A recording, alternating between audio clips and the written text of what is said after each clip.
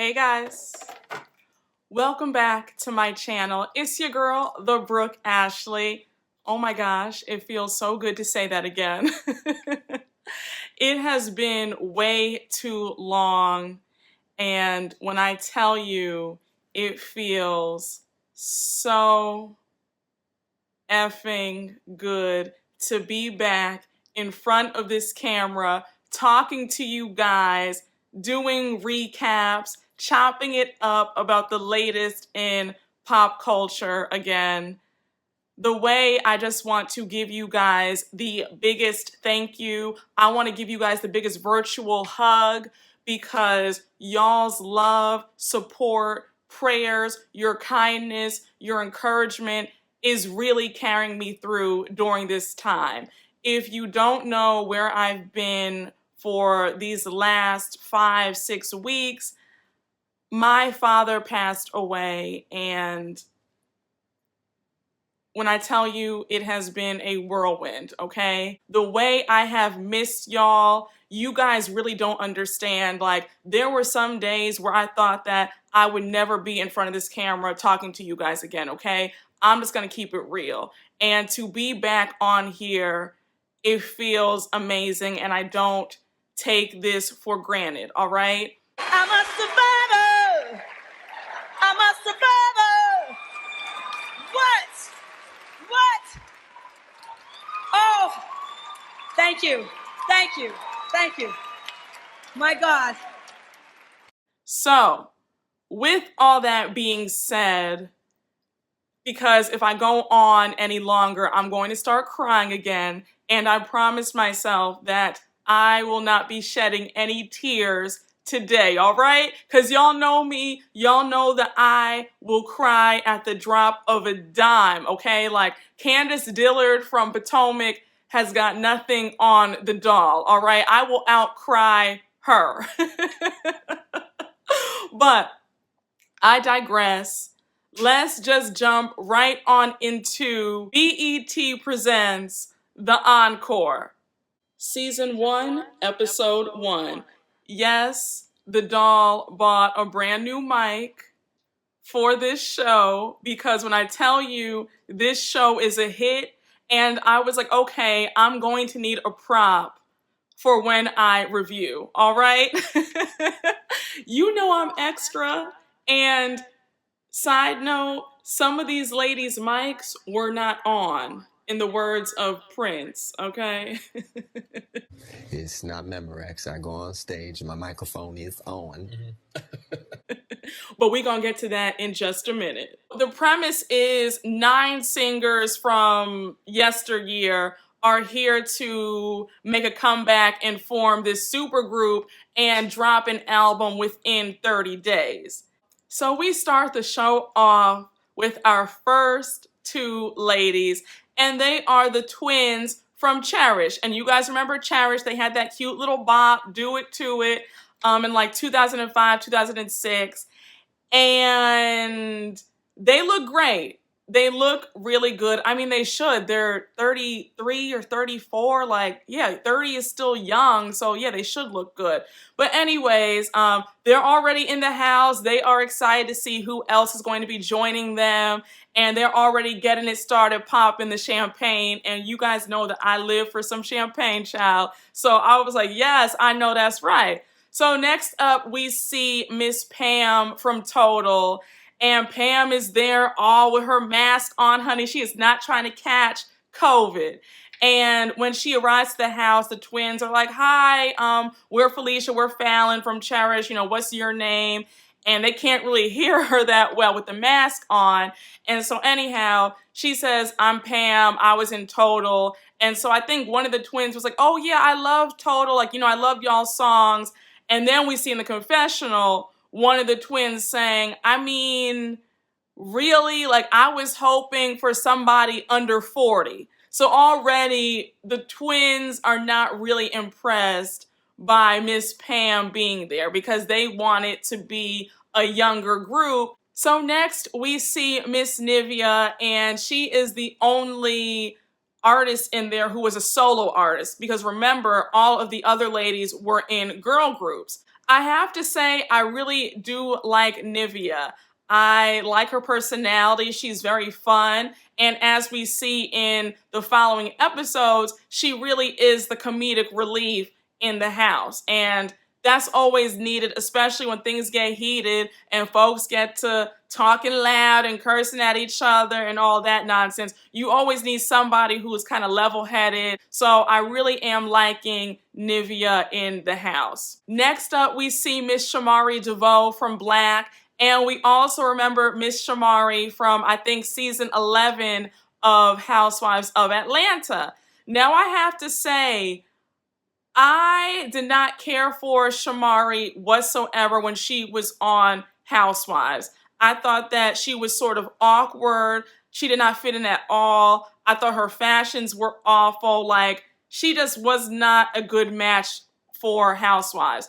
But I have to say that she's definitely in her element on the Encore, and it's really refreshing to see her in a different light. I really do like Shamari. She's also proving herself to be one of the more level-headed ones in the house as the episodes progress. So I think that Shamari has definitely found her niche being on this sort of reality show versus being on a Housewives show.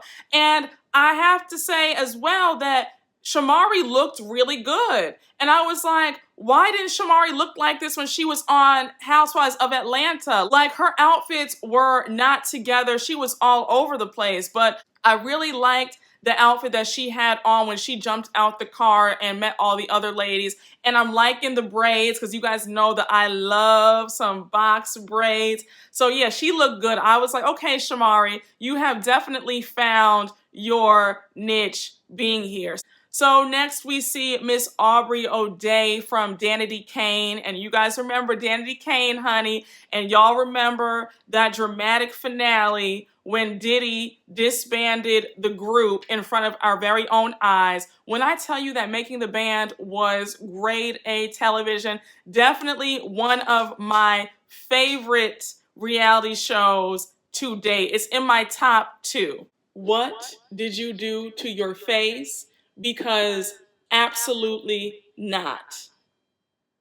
I want to know, where did Aubrey go to get her surgery done?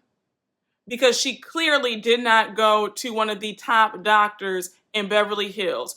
Her face looks crazy. And this is no shade. I'm not going to sit up here and attack somebody's looks, but Aubrey's face, I mean, it looked like it was melted. Like, I was like, what did she do? And Aubrey was a cute girl. So I'm like, girl, why did you touch your face? Because it looks crazy. She doesn't even look like herself. She doesn't look like a human, to be very honest with you. I mean, I was in shock when I saw Aubrey step out that car. And I was like, oh no. But anyhow, Aubrey is in the house, and I remember that Aubrey had a cute vocal or two when she was on Danity Kane. So welcome Aubrey into the house, everybody. So now we see Lamisha and Irish from 702 arrive. And this is no shade, but when Lamisha stepped out of the car, Lamisha showed up looking like somebody's grandmother. I was like, Lamisha, you knew you were going to be on TV. Like, I would have contacted a stylist if I knew I was going to be on TV. You know, I was just kind of like, Lamisha, girl, you guys are about to be in a girl group. Y'all have to look the part. I don't know what that old lady dress was. And I'm finding as the episodes go on that Lamisha's style is she's very much like stuck in a time warp. Like, she's stuck, it seems, in like late 90s, early 2000s with her style. And Lamisha is one of the women where I'm kind of like, I don't think that she's a great fit for this group. And we notice some issues with Lamisha as the episodes go on, but I'm not going to jump ahead. So we meet our final member of this super group, and we find out that it is none other than Kiely Williams from 3LW and the Cheetah Girls. Now me, I still hold a grudge against her and Adrienne Bailon for how they did Naturi Naughton in 3LW, how they threw chicken at her and kicked her out the group. So I'm not going to have the most favorable things to say about Kiely, and I'm going to be honest right now, y'all. I'm going to do my best to be objective about Kiely, but it's going to be tough because the way they did that girl was dead ass wrong, and I have never liked Kiely because of it. There we go. Thank you. God. And you're gonna always get it again and again and again. So anyhow, all the ladies meet, everybody's in the house, and we see them all in the kitchen popping some champagne and just talking. And it was really funny because I think it was Irish from 702 who was like, oh, hey, Pam, like, I loved you in total. And girl, I'm just so surprised at how you are now because you were wild back in the day. So Pam is talking about how she used to drink a lot. She had an addiction. She was really wild. She was just out there living in the world. And now the Lord has delivered her from all of that sin. And she is holy, saved, sanctified, and washed in the blood of Jesus Christ. Okay, so we already see where this is about to go with Miss Pam being super holy and religious, and the rest of the ladies, I mean, I'm not going to say they're not religious, but they're not on the same level as Miss Pam. I'm going to go out on a limb and just say that I also don't think that Pam is the best fit for this super group, because I just don't know how her being super religious and now conservative is going to fare with the rest of the ladies and how they're trying to be back on the map again.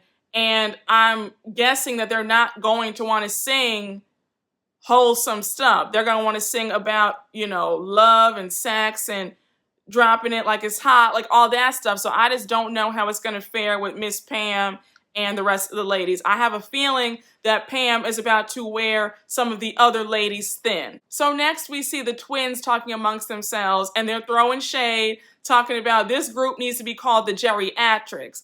The twins are very shady, and there's also this sense of immaturity with them. Like they have this very like childlike quality that's kind of annoying, because it's like, I'm gonna need you to act like the grown women that y'all are.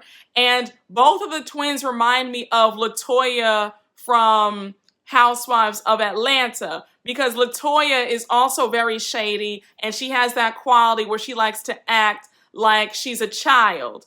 But I digress, and more on those two in just a few minutes. Kiely drops a little bombshell that she's not going to be part of the group, but she's going to be the creative director because she can help these girls. So everybody is like, wait, what? Like, girl, why are you here? Like, what are you talking about? Like, creative director? Like, no, ma'am. You're not fab like that to be doing all of that. Learn your place, earn your spot. So the twins start rattling off all their accomplishments, all their accolades, and they're like, excuse me, like, we've written for Justin Bieber. We have a double platinum record out with Chris Brown. We've written for Tamar Braxton. Like, girl, we could actually help you. Like, I don't know what you're talking about. So now the twins are just going on and on and on. Like, they're really offended at the fact that Kiely wants to help them and not be part of the group. So then I think it was Fallon saying that, and my sister Felicia just found out that she's a millionaire. And everybody's kind of like, girl, like, okay, like, really? Like, that's just so tacky to talk about how much money you have. And I was really cracking up when Aubrey was like, girl, talking about you're a millionaire with that fake Claire's bracelet on, like, sure, Jan, like, yeah, right.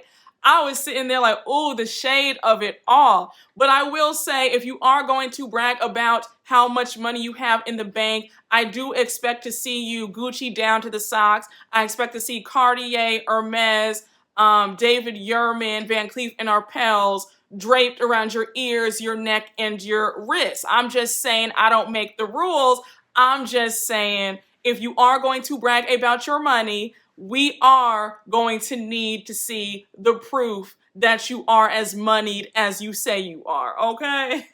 So the twins are lit up, honey. They are going in on Miss Kiely, and we see Nivea in the corner eating her rice cakes. I told y'all in the beginning that Nivea brings the perfect amount of comedic relief in this house. Like, she is so just in her own world. So the twins are still going and going and going, and Lamisha from 702 hops in to defend Kiely. Like, she is not here for the twins bullying Kiely. And my thoughts on the twins are their attitudes are very off-putting.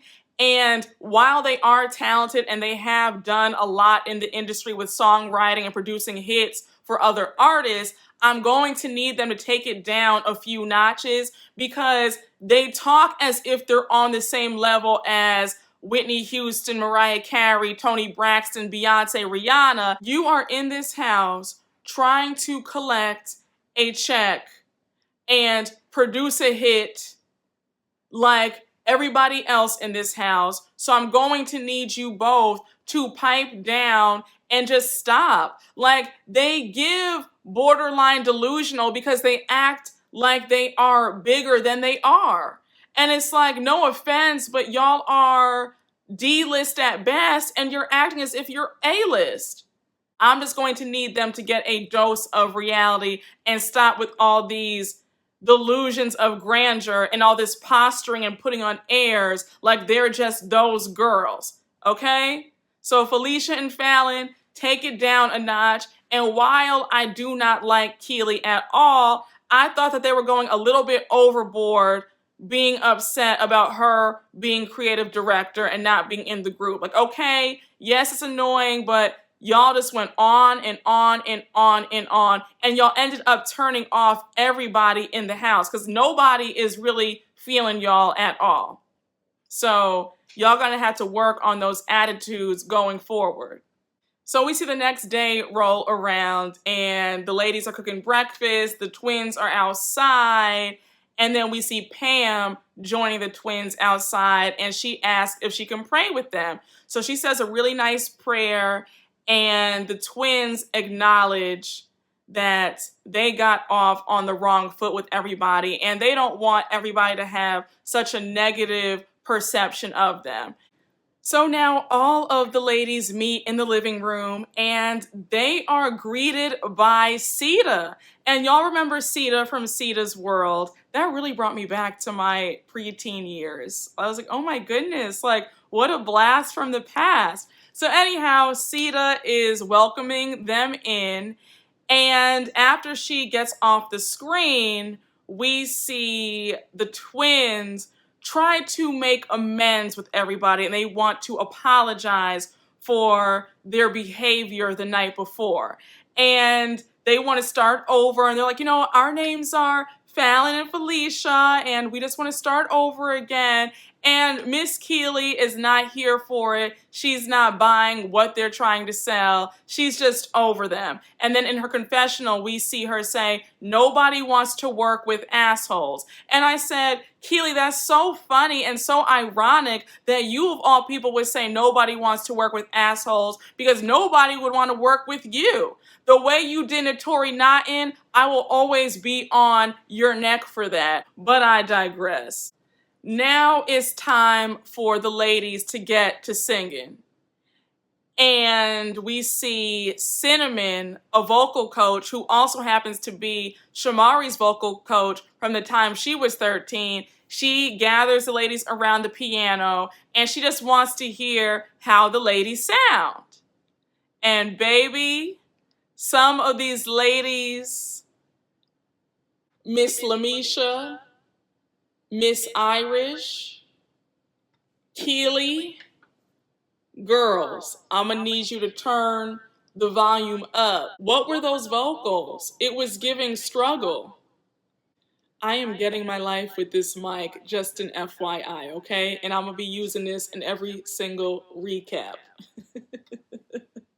Around that piano, the twins sounded good, Aubrey sounded good, Pam sounded all right, Shamari sounded good, Nivea sounded great. Nivea sang I'm Every Woman and tore it right on up. I said, okay, Miss Nivea, we're gonna need you to be the lead vocalist. So now we have the vocal exercises out the way, and they are greeted by producers Elijah and Cosign. So Cosign and Elijah ask the ladies what do they want to sing. Pam lets it be known that since she is saved and sanctified, she doesn't want to sing about anything raunchy, no sexual stuff, none of that. She wants to sing about God. And the rest of the ladies are like, girl, I did not come here for that. And Aubrey even says, I don't want to censor myself in the music.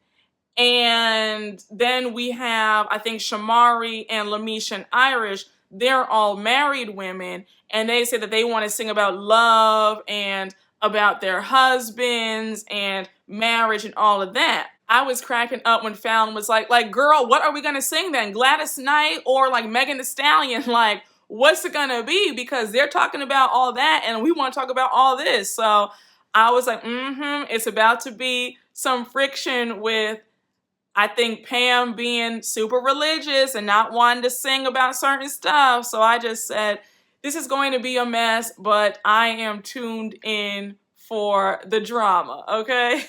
So now we meet their choreographer. Her name is Aaliyah, and she has worked with Nicki Minaj. She did Nicki Minaj's choreo in the Chun-Li video. She's really good, all right? And she breaks them up into different groups to see how the ladies perform. And we see the twins, they're good. Kiely's actually good. Aubrey still has her dancing chops from Dandy Kane, and they're pretty much killing it. We see that Irish and Lamisha and Pam are on the struggle bus when it comes to dancing. So after their session with Aaliyah is over, we see the ladies are all separated in the house. Some are in their room, some are in the kitchen, and then we see Aubrey and the twins are outside talking. And Aubrey lets it be known that, yeah, the twins sort of turned her off the first night, but now she's starting to come around and she's actually starting to like them, and she likes their work ethic. She likes that they are very driven. So they're talking amongst themselves, and Aubrey suggests that maybe it will be better if they split up into two groups versus trying to be in this 9-person super group with different ages and different styles. She thinks that that would be better. Now, I actually thought that that would be the better idea, to have them split up. I think that it's too many personalities, it's too many different styles. I think that Lamisha, Irish, and Pam would be better as a trio, and then the rest of the ladies would be a good group. But of course, the rest of the ladies are upset when Aubrey broaches the idea about two separate groups when they go back into the house. So of course, Lamisha is upset, Irish is upset at the idea, Kiely is really upset at this idea, and Aubrey and her sort of go back and forth, and Aubrey is like, well, Kiely, to be really honest with you, we need to understand what your purpose is being here, because you're not laying down a vocal, you're not dancing or performing with us, so really, why are you here? And Kiely is, of course, upset about that comment, and it really is the truth, though, because it's like, why are you here? Like, everybody signed up to be on this show, to be in a super group, to drop an album, so you not wanting to sing and you not wanting to dance, like, girl, what's your role here? Like, what career do you have to be giving advice or trying to lead these other ladies. So I was here for Aubrey getting Miss Kiely together. Like, well, sis, why are you here and what purpose do you serve? So now we see Kiely talking to, I think it was Lamisha, the twins, and I think was it Shamari or Nivea? But she's outside talking, and she says that Aubrey is manipulative and Aubrey is divisive. And she just does not like Aubrey's little attempt to split the women up into two groups. So, of course, one of the twins goes back and tells Aubrey what Kiely was saying about her. And so she's like, yeah, girl, Kiely was saying that you're divisive. And Aubrey is pissed off. And she's like, okay, when I see Kiely, we're about to nip this in the bud ASAP because I'm not being divisive. So as fate would have it, Kiely walks into the kitchen and Aubrey calls her out immediately. Like, well, I heard that you called me divisive and please don't ever call me that again. Like, I'm not being divisive. I just have a vision for the ladies. And so her and Aubrey are going back and forth. And I was sort of like, I don't know what twin it was. Was it Fallon or Felicia who went back and told Aubrey? But I was like, honestly, girl, you did not have to run and tell Aubrey what was being said. Like, I felt like, girl, you sitting up there trying to stir the pot. The twins like to cause some confusion. Like, they really do get off on spreading stuff and instigating. Because I didn't think that Kiely said anything that bad that it warranted them running back and telling Aubrey what was said. I mean, yeah, nobody wants to be called divisive, but that's not the worst thing that could be said, I guess, about somebody. So I just kind of felt like, girl, you could have just kept that conversation between the 4 or the 5 of y'all when you guys were outside. You didn't have to go and run and tell Aubrey what was said. But again, I guess you wouldn't have a show if there was no drama at all. So the first episode ends with Aubrey and Kiely just butting heads, and it's really a fight about who is going to be in charge of these ladies. This was a fantastic premiere episode of a new show. I got my entire life. I am so excited to be here reviewing shows again. Like, I'm just so happy, y'all. I feel just back in my element, and I plan on playing catch up for episodes 2 and 3. I have watched them. I've taken my notes down already, but I'm going to just find time to film, and I want to get those up and out to you guys before episode 4 drops, okay? So bear with me. I do actually have a few more videos that I do want to drop, and I hope you guys enjoyed this recap. I'm excited.